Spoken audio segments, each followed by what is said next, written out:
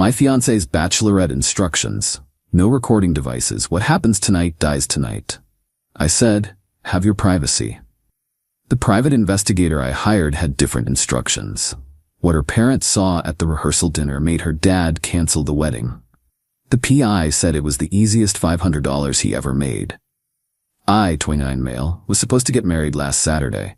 Instead, I'm sitting in my apartment, single, with a refunded honeymoon ticket, and the most insane story about how everything imploded. Rewind to 3 weeks ago. My fiancée Qley, 27, was planning her bachelorette party. She'd been super secretive about it, which was fine. I figured her maid of honor Astrid was planning some wild night out. Whatever, we all deserve to blow off steam before the big day. But then Qley sat me down with this whole serious conversation about boundaries and trust. So here's the thing, she said, not quite meeting my eyes. The girls and I have one rule for the party. No phones, no recordings, nothing. What happens that night dies that night. I shrugged. Okay, have fun. You're not worried? Should I be? She laughed, but it sounded forced. No. Go. No, it's just, you know how bachelorette parties get. We might do karaoke badly or dance on tables, girl stuff. I don't want it ending up on Instagram where my boss might see. Made sense to me. Her company was pretty conservative. Babe, go nuts. I trust you. She kissed me, and that was that. Or so she thought. See, something about that conversation stuck with me. Not the no phones thing. That's actually pretty common now. It was the way she kept emphasizing it. 3 separate times over the next week, she mentioned how everything stays private, and what happens there doesn't matter.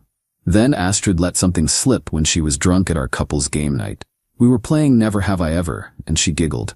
Never have I ever hired entertainment for a party that required an NDA. Qley went white. That's for my cousin's birthday next month. But Astrid was already 3 shots deep. Oh right, that's the other party with the hot guys. Qley practically tackled her. They left early. That's when I made the call. I found a PI online, older guy named Hank who looked like he'd seen everything twice. Told him the situation. He laughed. Son, I've done maybe 50 of these bachelorette party jobs. Half the time it's nothing, just girls getting plastered and crying about their youth ending. The other half, he trailed off. Well, let's just say your gut's usually right. $500 flat rate, I'll have someone inside within the hour after they arrive. Photos, videos if needed, full report.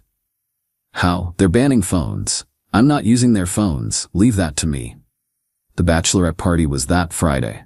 I acted normal, kissed Qley goodbye, told her to have fun, even joked about her coming home with penis-shaped party favors. She seemed relieved I was being so cool about it. Saturday morning, I woke up to a text from an unknown number. This is H. You need to see this before she comes home. Meet me at the coffee shop on 3rd. My stomach dropped. Hank was sitting in the corner with a laptop. He looked tired. Kid, I'm sorry, I really am. He turned the screen toward me. The video was crystal clear. Some private room at an upscale club. Qley in a white bride sash surrounded by 8 of her friends, and 3 male strippers, except they weren't just stripping. I watched my fiancée enthusiastically making out with one of them while Astrid cheered her on. Then it got worse. She gave him her room key. I recognized the hotel key card holder I'd bought her. The video jumped to hotel corridor footage. Qley stumbling into her room with the guy. Him leaving 2 hours later, adjusting his belt. There's more, Hank said quietly. Audio from inside the party room. He hit play. Clear as day, Qley's voice. Last chance to bang someone who actually has abs. Jordan's sweet, but let's be real, he's gotten soft since college. The other girls laughed. Astrid's voice. Girl, get it all out of your system now. Marcus is so hot and he's totally clean. I got his test results myself. You're the best MOH ever. Jordan would die if he knew, but what he doesn't know won't hurt him. I'll play the perfect wife after this. I stopped the video. Couldn't watch anymore. How? Was all I managed. Hank shrugged. Bartender was wearing a wire. She's done this before for me. Her cousin went through something similar. The hallway footage is from hotel security. My nephew works there. Is this even legal? Recording in a private venue with consent from an employee? Gray area, but not illegal. The hotel footage is security footage for safety purposes. You didn't obtain it illegally. I showed it to you. What you do with it is your business. I paid him. Took the USB drive and went home to think. Qley came home Sunday afternoon, looking exhausted but happy. Gave me this big hug and kiss, told me she missed me, that the party was fun but tame, mostly just dancing and drinks. She even had the balls to show me staged photos they'd taken before the no-phone rule, all of them in pajamas having a spa night. I played along. The wedding was in 6 days, the rehearsal dinner was Thursday. Monday, I called her dad, Richard. Hey, can you and Diane come over? Need to discuss something about the wedding. They arrived looking concerned. Richard was old-school military, straight-laced. Diane was a kindergarten teacher. Good people who'd raised what I thought was a good daughter. I need you to watch something. It's gonna be hard. I showed them everything. Diane started crying halfway through. Richard's face went from confused to shocked to furious. His jaw was clenched so tight I thought he'd crack a tooth. That's not, she wouldn't. The timestamp is Friday night, 11:47 p.m. Richard stood up, paced to the window, then spun around. The wedding's off. Richard, Diane gasped. No, I didn't raise a cheater. And I'm sure as hell not paying 30 grand for a sham wedding. Jordan, I'm sorry, son, I'm so damn sorry. What do I do? I asked. If I cancel now, she'll know I know. Richard got this look, the strategic one that probably served him well in the military. You do nothing. Act normal. Thursday night at the rehearsal dinner after everyone's seated, we handle it. Publicly. Richard, that's cruel, Diane protested weakly. Cruel? Our daughter screwed another man 5 days before her wedding while mocking the man she claims to love. That's cruel. This is consequences. They left promising to handle their side. I had 3 days to pretend everything was fine. Update 1, holy hell, you guys were right about the trickle-truthing. Monday night, after her parents left, Qley must have sensed something. She started probing. You've been quiet. You okay? Just wedding stress. You sure? You seem different since my party. I'm fine. Then she did something weird. She started love-bombing me, made my favorite dinner, initiated intimacy. I declined, said I was tired. Kept telling me how excited she was to be my wife, how I was the only man she ever loved. Tuesday, Astrid called me. Hey, just wanted to check in about the groomsmen gifts. We'd already sorted that weeks ago. This was fishing. All good. Why? Oh, just, Qley's worried you're acting strange. Did someone say something about the party? What would they say? Pause. Nothing. Just, people talk, but nothing happened. I didn't say anything, did.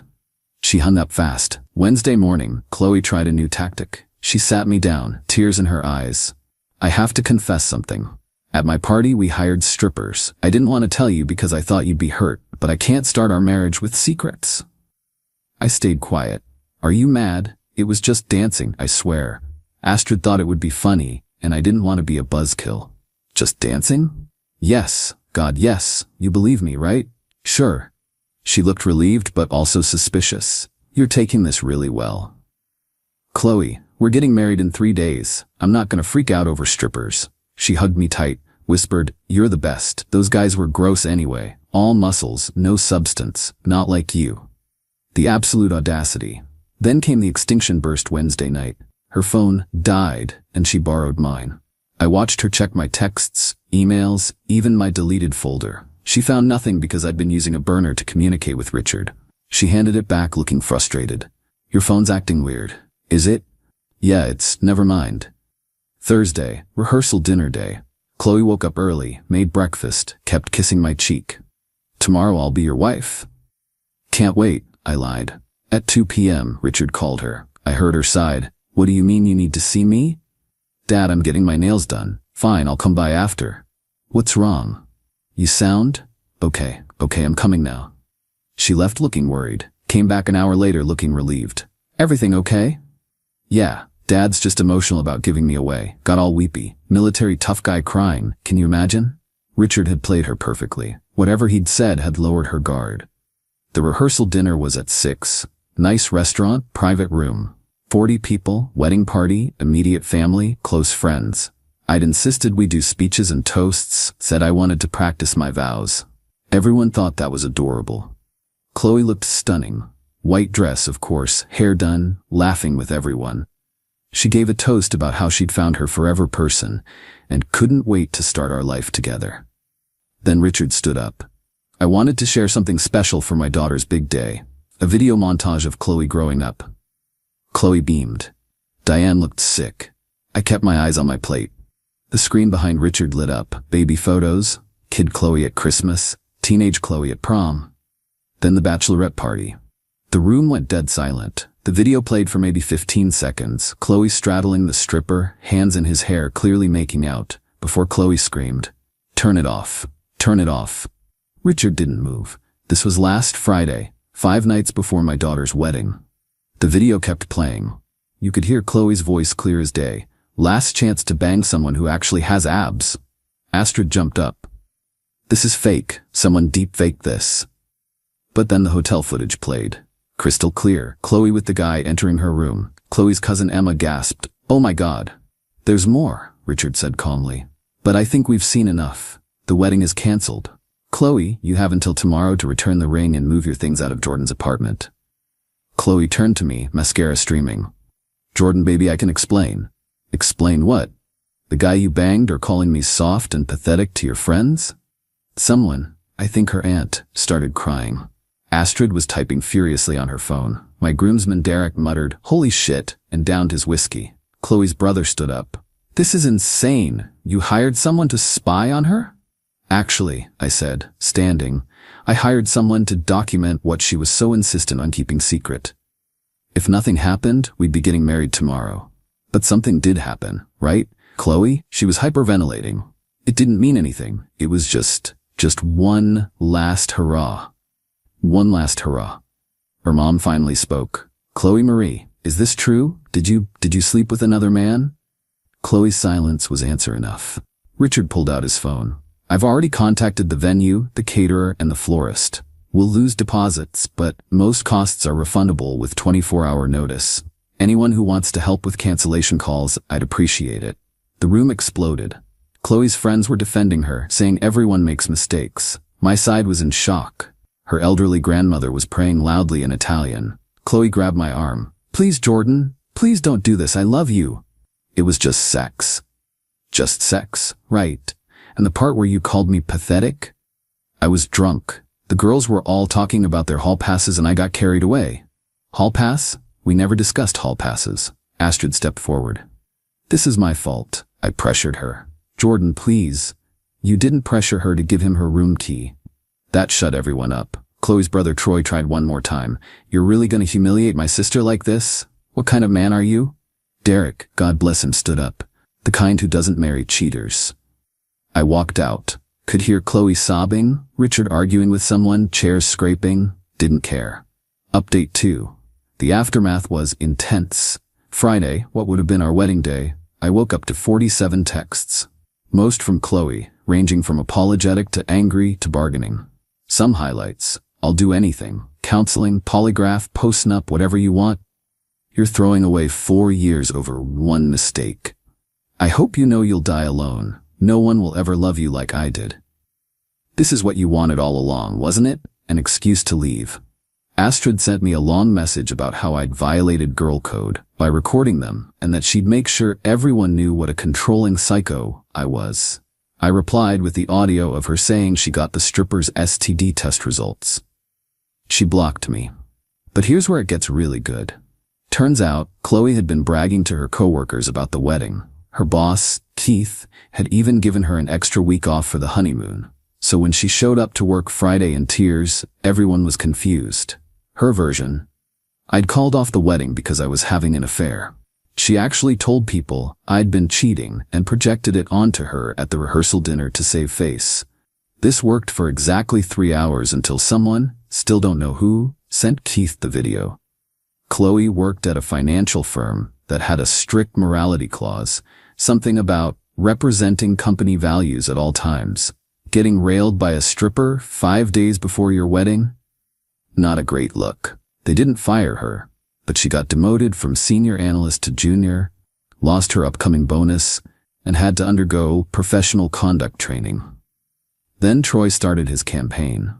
Posted on social media that I was an abusive manipulator who hired someone to stalk his sister. The post went semi-viral in our city. But Derek had my back. He commented with screenshots of the text Qley sent me, including the one where she admitted it happened and begged forgiveness. Troy deleted the post, but screenshots were already circulating. Saturday, Richard called me. "Jordan, I'm returning the ring to you. Qley left it on our doorstep with a note calling us judgmental fossils who chose a man over their own daughter. Keep it. Sell it. I don't care." "No, son. You bought this. It's yours. Maybe you'll need it someday for someone who deserves it." That hit hard. Richard had basically just called me son while his actual daughter was imploding. Sunday was when Qley went nuclear. She showed up at my apartment with Troy and some guy I'd never seen. Turned out to be Marcus, the stripper. The actual stripper. "We need to talk," she announced. "We really don't." Marcus stepped forward. "Yo bro, she said you were cool with it." I laughed. Actually laughed. She said, "What?" "She said you guys had an arrangement, open relationship before the wedding. That's the only reason I—" Qley spun on him. "Shut up. That's not what I said." "Yeah, it is. You said he was probably doing the same at his bachelor party." Troy looked at his sister. "Qley, what the hell?" She was cornered. I might have said something like that, but—" "So you lied to him too?" I asked. "Cool. Marcus, my man, we never had that arrangement. She cheated. You were the weapon." Marcus went pale. "Ah shit, bro, I'm sorry. I don't do the cheating thing." She said, "I know what she said. You're good." He turned to Qley. "You're crazy." Then just walked away. Got in his car and left. Troy was staring at his sister like he'd never seen her before. "You lied to everyone." "I was drunk. Why does no one understand that?" "Being drunk doesn't make you a different person," I said. "It just reveals who you really are." She started ugly crying. Not cute tears. Full-on snot and wailing. "You've ruined my life. I'll never recover from this." "You ruined your own life. I just refuse to let you ruin mine too." Troy finally spoke up. "Qley, we're leaving. Now." He basically dragged her away. But not before she screamed, "I faked it every time." I called back, "I know. That's why I was fine with you finding someone else." Troy actually snorted. Even he couldn't keep a straight face. Update 3. 2 weeks since the non-wedding, and things have escalated in ways I didn't see coming. First, Qley's friends started a campaign to paint me as the villain. They created a whole narrative. I was controlling, jealous, probably abusive, definitely insecure. The bachelorette party was just harmless fun that I turned into something sinister because of my fragile masculinity. Emma, Qley's cousin who'd gasped at the rehearsal, reached out privately. "Hey Jordan, just wanted you to know not everyone in the family is taking her side. What she did was gross. Grandma is so disappointed she removed Qley from her will, replaced her with the church." That made me feel slightly better until Monday happened. Monday, I got a letter from a lawyer. Qley was suing me for intentional infliction of emotional distress and invasion of privacy. She wanted $50,000 for damages to her reputation and career. I called Richard immediately. "Did you know about this?" "Just found out. I'm cutting her off completely." Diane's heartbroken but agrees. "We didn't raise her to be this creature." My lawyer, Jeremy, laughed when he saw the lawsuit. "She cheated on you, admitted it in writing, and she's suing you? This is getting tossed immediately." But Qley wasn't done. She started showing up at places she knew I'd be. The gym, the coffee shop, even my buddy's bar. Always with different friends, always loud enough for me to hear her telling her version of events. He's so pathetic, hiring someone to stalk me. Probably watches the video every night like a creep. Her friend Simone was eating it up. "Girl, you dodged a bullet. Imagine being married to someone that insecure." I switched gyms. Then came the real kicker. My ex from college, Amy, messaged me. "Hey, random, but did you and Qley break up? She DM'd me saying you were single and that I should take my shot because you were desperate for attention. What's going on?" Qley was trying to set me up with my ex. The same ex who'd cheated on me sophomore year. It was so bizarre, I actually laughed. But the universe has a sense of humor. "Remember Marcus the stripper?" Dude reached out. Sent me a long message apologizing again and asking if I wanted to grab a beer. Said he felt terrible about the whole situation. I figured why not. Met him at a sports bar. Turned out Marcus was actually a decent guy. Engineering student stripping to pay tuition. He was genuinely mortified about the whole thing. She was so convincing, man. Showed me texts that were supposedly from you saying it was cool. I should have known they were fake. The spelling was too good. The spelling? Yeah, she kept spelling "you're" wrong in her regular texts, but the fake ones from you were perfect. We actually became sort of friends. Weird, I know, but he gave me some interesting intel. Yo, so Astrid hired me for 3 other parties this year, all married women or engaged. She specifically tells us to show them a good time, if you know what I mean. She's running a cheating ring? Basically, she calls it last chance romance or some shit. Gets a cut if we close the deal. That explains so much. I sent that information to Keith, Qley's boss, anonymously. Astrid also worked there. The next week, Astrid was encouraged to seek opportunities elsewhere. The lawsuit got thrown out yesterday. The judge actually admonished Qley's lawyer for wasting the court's time. Qley had to pay my legal fees, $3,500. Richard texted me. She asked us for the money. We said no. She called Diane a failed mother. We're done. Last night I ran into Emma at a grocery store. She pulled me aside. Thought you should know. Qley's been telling people she's pregnant. What? Yeah. Says it's yours, that you're forcing her to terminate. More victim narrative. We haven't slept together in over a month. I know, we all know. She's not even pregnant. Troy found a negative test in her trash when he helped her move. Move? Oh, she got evicted. Couldn't make rent without the wedding money she was counting on. She's sleeping on different friends' couches. Astrid won't even take her calls since she got fired. I went home feeling nothing. Not happy, not sad, just empty. Then this morning, everything changed. Marcus texted, "Bro, you need to see this." It was a post from Qley in some wedding shaming group. She'd posted our whole story from her perspective, but she'd changed key details. In her version, the bachelorette party was just dancing. I'd hired multiple private investigators to stalk her for months, and the video was edited to look worse than it was. The comments were brutal but in her favor initially, until someone reverse image searched her profile pic and found Troy's deleted post, then found Derek's comments. Then someone who'd been at the rehearsal dinner chimed in. The tide turned fast. So you did cheat?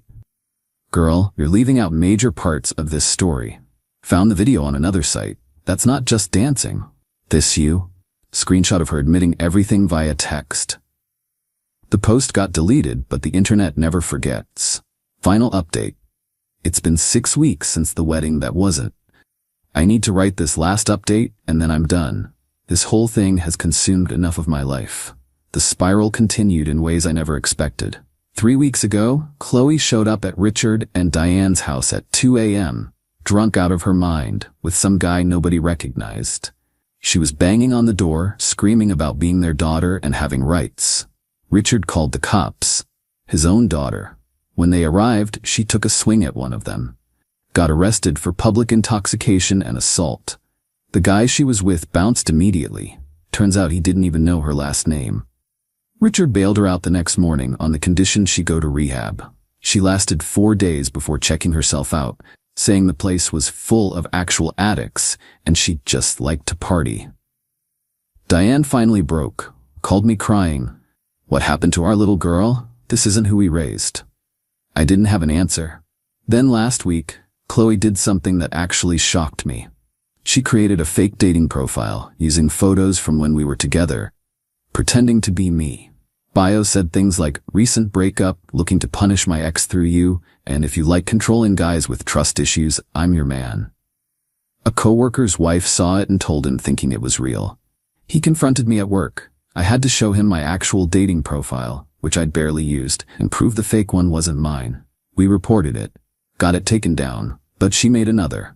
And another. Jeremy, my lawyer, sent her a cease and desist. She responded by posting it on social media with, "Look how pathetic he is, getting lawyers involved in a breakup." But here's the thing. People were starting to see through her. Troy messaged me. "I'm sorry about my sister. She's lost it. Mom and Dad want you to know you're still welcome at family events. Qley won't be there. We've gone no contact." Even some of her friends were backing away. Simone, who'd been her biggest supporter, commented on one of her posts. "Qley, this is getting concerning. Maybe take a break from social media?"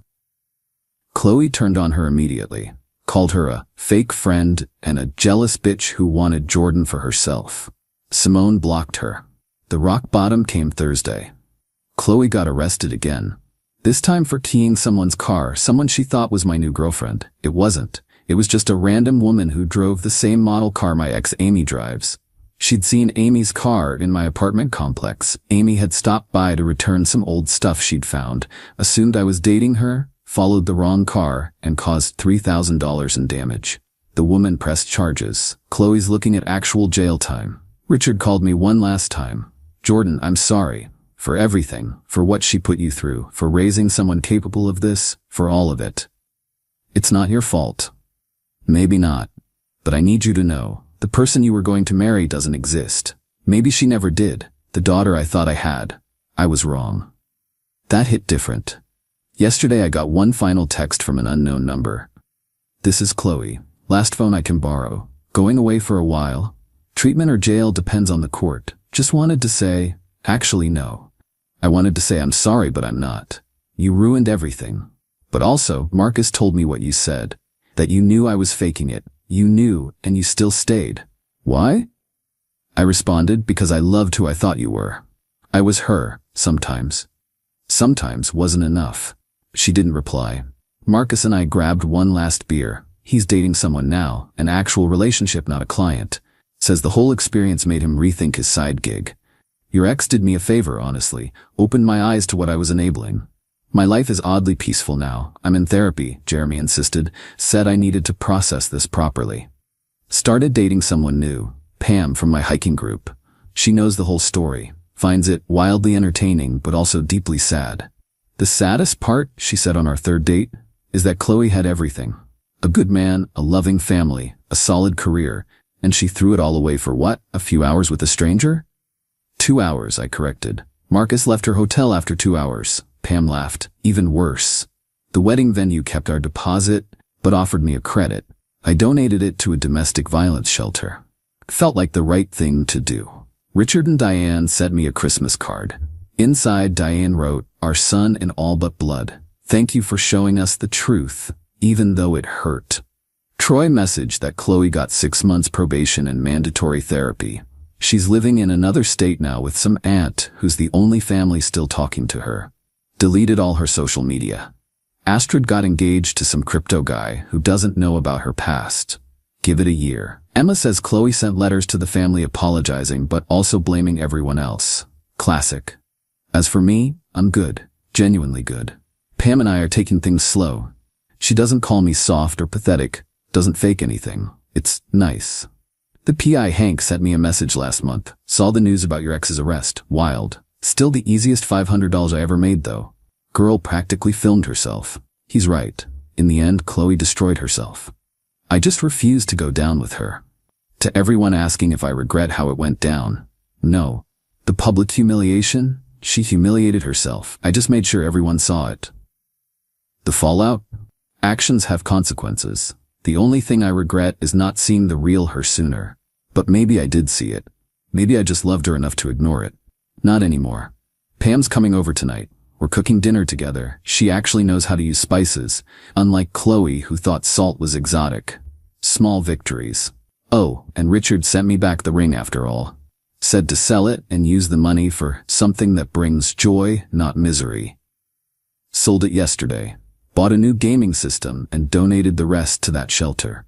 Qley, if you're reading this from whatever phone you've borrowed now, this could have all been avoided. All you had to do was not bang a stripper 5 days before our wedding. That's it. The bar was literally on the floor and you brought a shovel. But thanks, I guess. You showed me what I don't want in a partner. And you gave me one hell of a story for parties. Edit, since people keep asking. Yes, Marcus and I are still friends. Weird, but true. Dude's actually hilarious. He's coming to my NYE party with his girlfriend.